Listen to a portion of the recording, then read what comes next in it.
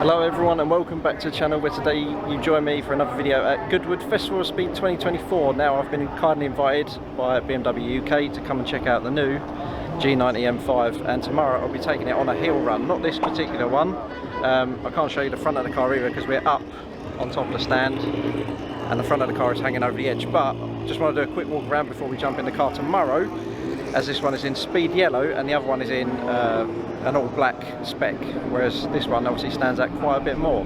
One thing I want to get cleared up straight away is that obviously there's a lot of controversy around the car straight away because of the extra 400 to 500 kilos of weight on this generation compared to the F90 M5, which rightly so I guess a lot of people are complaining about. But the reason I guess they've done that is EU regulations and stuff. But what you've got to remember is that if BMW didn't put the hybrid system and the electric motors into the car, we'd end up losing the V8 and it'd end up like a C63 with a 2 litre, and everyone moans that's no longer a C63. So if you had an M5 and had to go down the 2 litre option because you didn't want the EV system on the car, you'd then be moaning about the car not having the V8 anymore, and it's no longer the M5. So at least this way they've managed to keep the V8, they've managed to do stuff, and that's not going to stop you from doing things after, once you've bought the car, once you're tweaking it. It's just BMW have obviously got to meet a requirement for EU emissions regulations and things like that. So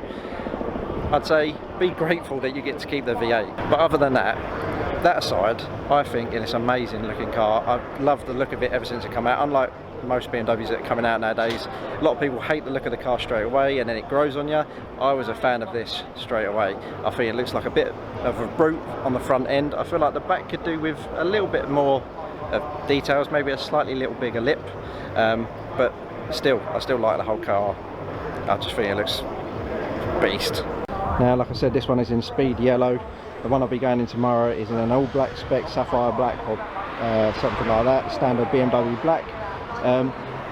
Like the speed yellow because it contrasts really nicely with the black accents around the car, the black roof, nice carbon roof on top. So it's got the carbon pack, so it means you get the little carbon lip at the back as well. If you don't spec that, that's just gloss black. And if you don't spec the carbon pack, the carbon roof is a pano roof as standard. There are lots of things on this car that are standard. Obviously now, instead of the fake grills on the side, we've got, oh, it's locked again. But behind there is a plug-in charge port for the hybrid system, and then round the other side, normally you've still got your fuel filler cap.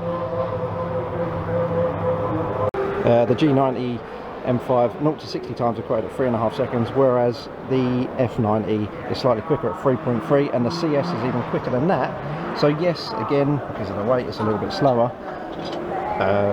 But if you're like me and has never been in an M5 before, and this is your first sort of experience, this is going to feel very quick. This is the same situation as the 1 Series that came out a couple of years ago, where BMW went from the straight 6 rear-wheel drive hot hatch to a 2 litre X-Drive system, and everyone complained about that had the 1 Series, but everyone that was new to the 1 Series ended up really liking it. And for me, that was my first 1 Series experience as well, and I really liked it. I had nothing wrong with the car at all, so this is going to be exactly the same. Another good thing is that every manufacturer is putting their prices up around the world just because of inflation and the cost of living and the way things are going. The car prices have dramatically shot up in the past couple of years, whereas this, considering all the new tech and the battery and the hybrid system that you're getting on it, this is only £2 grand more than the original M5, or the F90 M5, so it's actually a pretty good bargain for your money. So that's enough of the speed yellow M5 up here. I'll jump to tomorrow, where I'll be jumping in the other first glance M5, and I'll be driving up the Goodwood Hill, and you can just see a Mini shooting up there.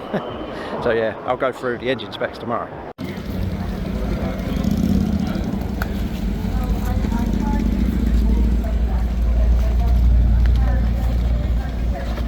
It's a bit dark and gloomy to see down here, but the M5 is just sitting just under there, and yeah, we've got about 10 minutes and I'll be jumping in it with Daniela, the BMW M product manager for the G90. Yeah, she's a racing driver, she's just standing just there. We'll have a chat with her in a minute. But yeah, engine specs on the car is a 4.4 litre twin turbo V8 that on its own produces 585 horsepower and 750 newton meters of torque.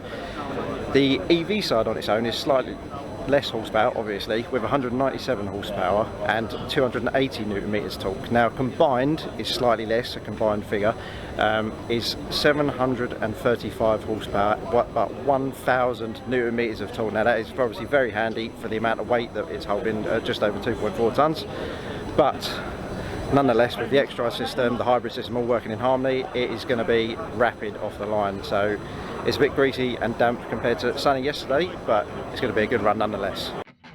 For anyone with a keen eye that was at the Festival of Speed, you might have noticed that on this particular black M5 that was doing the hill runs has a standard 5 Series chrome grille, whereas the two M5s on the BMW stand have the iconic glow grills, which is standard for all M5s. That is because this particular one is a pre-production car. Now, while Daniela takes the M5 down to the turnaround to warm up the tyres, let's run through some figures. That's if you're going to be worrying about that sort of stuff, of course. BMW figures claims that you should be getting around 176 to 188 mpg with the hybrid system, but we'll wait until the car enters the real world and see what people actually start getting out on the road. Using the V8 on its own, you should be getting around 27.5 mpg, which actually isn't too bad on its own. If you want to just poodle around town on solely electric, you should be getting around 45 to 46, claimed by BMW, but I expect that would be more realistically probably around the 40 mark. The battery on board is an 18.6 kilowatt hour battery, so not too bad, and charging that on a standard EV socket at home will take about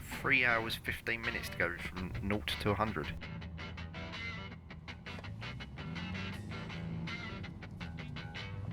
We'll do a breakdown of the handling after the hill run, and now I'll leave you to the new M4CS showing off for the crowd.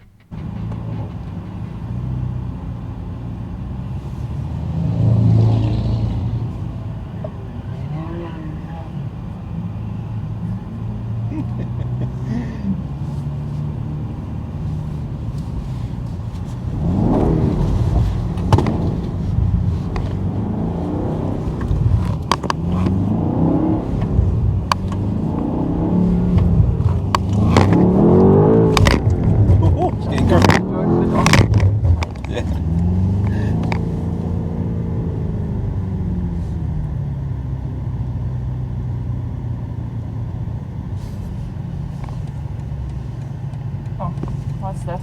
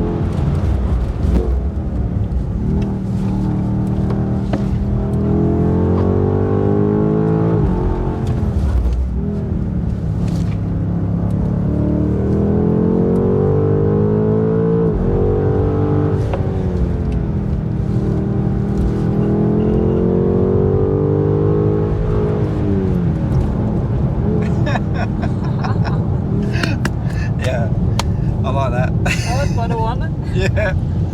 You saw the birds were sitting there. There was one bird sitting when we got into the left-hand corner, and I think you made it.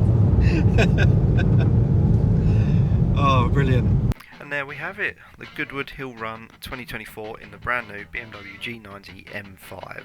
Now, the reason I put the timer at the bottom, which you can see is just over 58.5 seconds, was because I wanted to put a comparison to some of the other cars on the scoreboard for over the years, because one of the biggest factors for the M5 this year is the massive increase in weight because of the hybrid system. Now I'm going to read off a couple of cars that this car has beaten up the hill, and that is with some evasive manoeuvring from a ballsy pigeon on the left hand corner at Malcolm. So here we go. A Jetta G60, an Alfa Romeo 4C, a BAC Mono, a Caterham 7620R, a Nissan GTR R35, a Porsche Cayman GT4 981, and a Radical RXC, a Renault Megane RS275 Trophy. And it was even only 2 seconds off a Pagani Huayra, so make of that as whatever you want to make of it.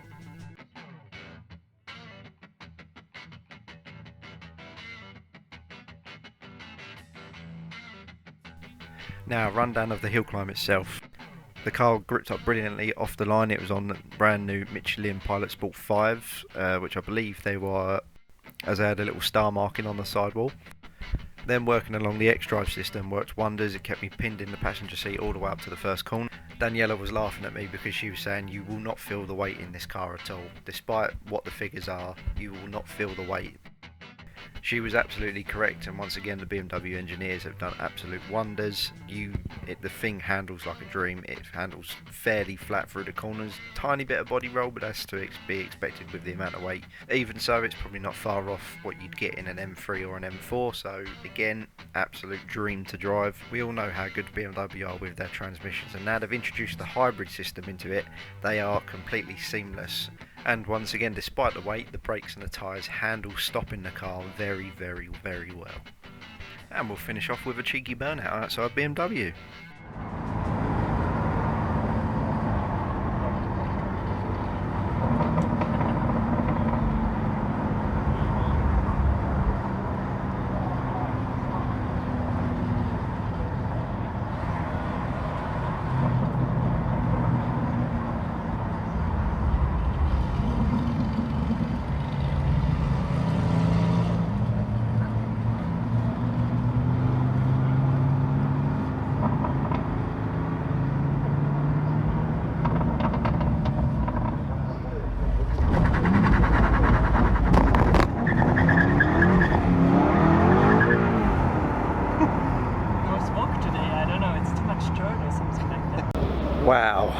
Wow, honestly, wow. Like, you can't feel that extra 400 kilos. That is quicker than the M3CS up the hill. It definitely feels like it. It had me pinned in the seat all the way up to the first corner.